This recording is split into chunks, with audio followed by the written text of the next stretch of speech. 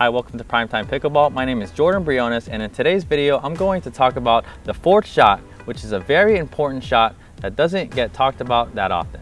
Let's jump right in.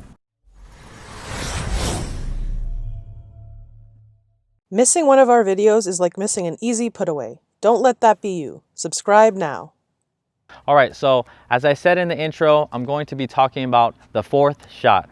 And this shot is going to be hit by the returner after they hit their return and they are making their way transitioning from the baseline to the non-volley zone. After they hit that return, they're going to be making their way up, like I said, and the goal of the returner is to hit that return and have a good position up at the non-volley zone, right up at the net, trying to keep pressure on the opponent that's hitting their third shot, right?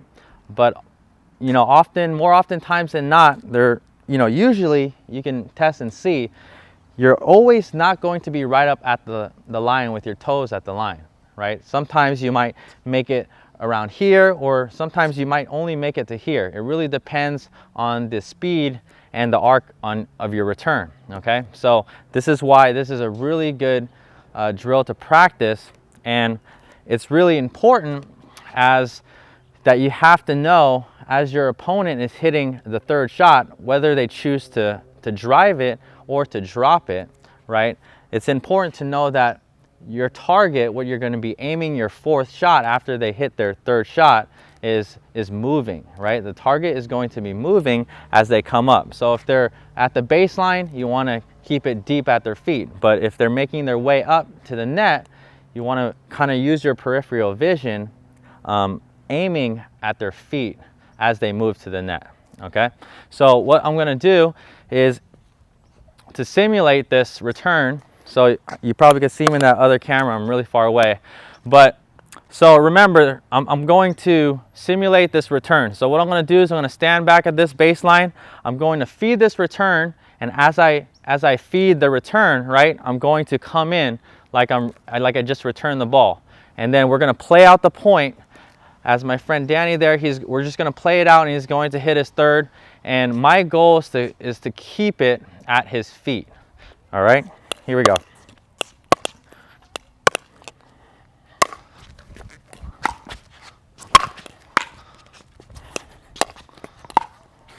All right, good. So he got in. So let's try it again. Just for example, Danny, why don't you stand around that area? So stay right there. So like I said, your target on your fourth shot after they hit the third is always moving. Okay, so that's one thing you got to keep in mind. So as he hits his third shot, whether it's a drive or a drop, as that ball's coming over, I'm kind of looking where he is on the court. So in this position, let's say he gets up to here, right? I'm going to be aiming right around his shoes area. Okay, so either right here to the forehand, or even a more tough shot to his backhand. The main idea is I got to keep it low, below, or at his knees. Okay, so even right here is still a good shot, but a better shot would be away from his body. So same thing, I'm simulating the return. I'm feeding like the return, and then I'm coming up. Here we go.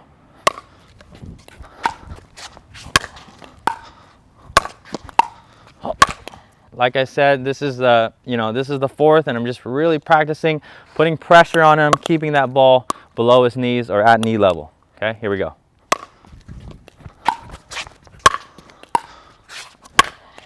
So in this drill, the person that's hitting their third is going to do their best. They could hit a drive or a drop, and we're gonna play out the point on half of the court. Okay. Really nice third. And remember, it really depends on the return, how fast you can get to the net as you're hitting that return. So go ahead and try to give some really hard returns, simulate some hard returns, and even some high ones too. Really nice. Good. Right, he hit a great third shot. Drop right there. I couldn't quite keep it at his feet. Here we go.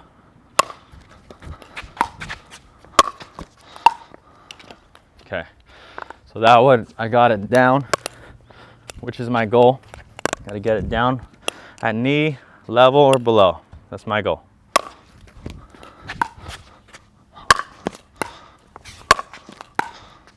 Okay. Right, so remember, I'm using my peripheral vision as he's coming up, trying to find his feet on his, either making him stretch to the forehand or to the backhand. Here we go. Nice.